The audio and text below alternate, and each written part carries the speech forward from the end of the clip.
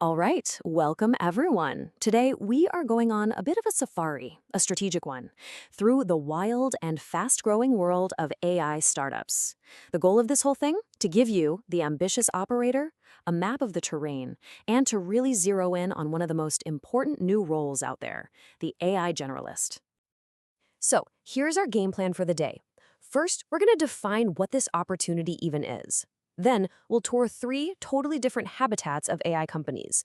We'll look at the ones automating specific industries, then the ones building the core platforms, and finally, the big established players. And to finish it off, we'll give you an actual playbook so you can go out and claim your own spot in this world. Okay, so first things first. What exactly is this role we're hunting for on our little safari? Well, this whole AI explosion has created a brand new kind of professional, what you might call an AI native generalist.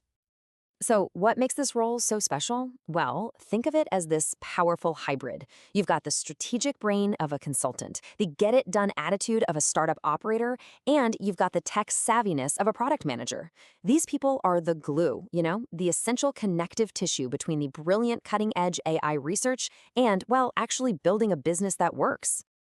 And really, when it comes down to it, their main job is to be a force multiplier. They aren't just brought in to check off a list of tasks. No way.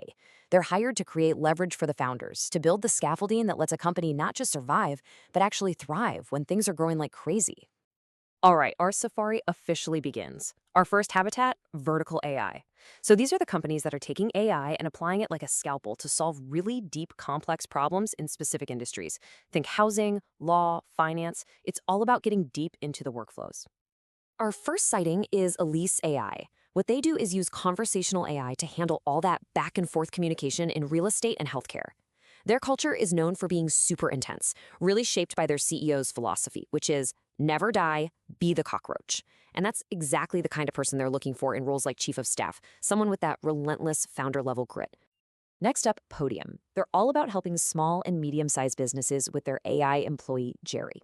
Now, what's really fascinating here is who their chief of staff reports to. It's not the CEO, it's the CTO and the chief product officer. And that tells you everything you need to know. The job is all about making things run smoothly inside the product and engineering teams. It's a deeply technical, execution-focused gig. Then there's GCAI. They're basically a co-pilot for legal teams inside a company. They use what's called a multi-model RAG approach, that's retrieval augmented generation, which just means the AI's answers are backed up by actual verified legal documents. And check this out, this is a huge signal. They have a role literally called ex-founder. They're not just looking for a skill set, they're looking for a mindset, someone who has that high agency, builds it from scratch experience. And our last stop in this area is Zania. They use Agentech AI to tackle those ridiculously complex compliance workflows. And their chief of staff job description could not be clearer. It's a true extension of the founder. This role isn't about managing tasks somebody else gives you. It's about you, personally, building entire departments like marketing and recruiting from absolute zero. It's basically a founder in training position. Okay, so we've seen how AI is shaking up specific industries. Now let's go a little deeper into the jungle. We're heading into the land of foundational and agentic AI. These are the companies building the core infrastructure, the platforms that everyone else is building on top of. And yeah, the work here gets pretty technical. First up, Cartesia. They're pioneers in real-time voice AI. And they're using this new thing called state space models, SSMs, which are just incredibly good at processing stuff that comes in a sequence, like audio. It gives them a huge technical advantage. So their business operations role, that's a classic 0 to 1 problem. Here's this amazing technology, now go figure out how to build a real business around it. Next, we have Chalk, and you can think of them as providing the data plumbing for machine learning teams. Their operations associate job is like the definition of a generalist role. The job is to literally set up and run the operational side of Chalk. That means everything: finance, recruiting, sales, marketing. You're not just joining the machine, you are building the machine. Reducto's whole mission is turning messy, unstructured documents into clean, structured data that AIs can actually use. Now, pay close attention to the job titles here: founding head of finance and founding head of marketing. That's a huge clue. It tells you this company has probably found product market fit and is now hitting the gas, building out its senior leadership team for the long haul. I mean, talk about a big vision. Fundamental Research Labs wants to build digital human beings. Their first product is an AI that's an expert in Excel. and they're hiring for 2 roles that have to work together perfectly. A go-to-market lead to bring users in, and a user operations lead to make sure they stick around. For that product-led growth to really work, those 2 have to be in perfect sync. XI is building a search engine for a world after Google, one that's designed for AI to use. Their chief of staff role is the perfect example of what extreme ownership looks like. They call it a level 3 position, meaning you're a true extension of the founder.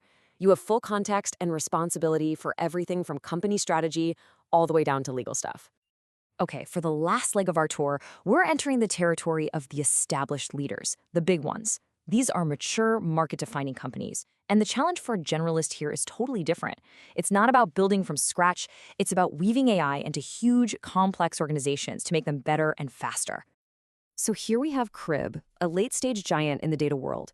They're what's called a centaur, having passed $200 million in revenue. So a strategy and ops manager here isn't just putting out small fires. They are conducting a massive orchestra, running these huge company-wide planning processes to make sure hundreds of people are all marching in the same direction. The scale is just on another level. Intercom has been a big name in customer service for a long time, and now they're completely reinventing themselves as an AI-first company. Their strategic initiatives lead is described as a strategic utility player. Think of this person as an internal fixer, right? They get dropped into the hairiest, most complicated problems that cut across different teams to optimize a machine that's already running at full speed. And of course, we have to talk about OpenAI. Now, it is really important to understand this. The chief of staff to the head of ChatGPT is not a typical startup role. The head of ChatGPT is basically running a massive company within the company. So this COS job is all about execution and alignment inside that specific business unit, not about company-wide 0-to-1 initiatives. And our safari is complete. So now it's time for the debrief. Let's take everything we just saw and boil it down into a playbook, a set of actionable steps you can actually use to find your spot in this world. So as we went through our tour, we saw 3 pretty distinct types of generalists, right? So the question is, which one are you? Are you the chief of staff, the person obsessed with creating leverage for a leader? Are you the BizOps and Strategy Pro, the one who loves using data to scale up the sales and marketing engine? Or are you the operations specialist, the systems thinker who builds the internal machinery that makes the whole company run? Knowing your archetype is step 1. Sooner or later in an interview, you're going to get asked, what AI tools do you use? A weak answer is just listing a few things. A strong answer shows that you think strategically. You need to frame your answer around the leverage each tool provides. So you categorize your stack: tools for your personal productivity, tools for your team's function, and tools for the company's overall strategy. This shows you think about AI as a system, not just a toy. And for those behavioral questions, tell me about a time when, you should use the PARL framework. That's problem, action, result, and this is the most important part, learning. You have to explicitly say what you learned from that messy, chaotic project. That's the key. It shows you have a growth mindset, which is exactly what these companies are screening for. So we've looked at the different habitats, we've seen the key players, and we've gone over the playbook for how to succeed. The map is now in your hands. So really, the only question left is, which territory are you going to claim?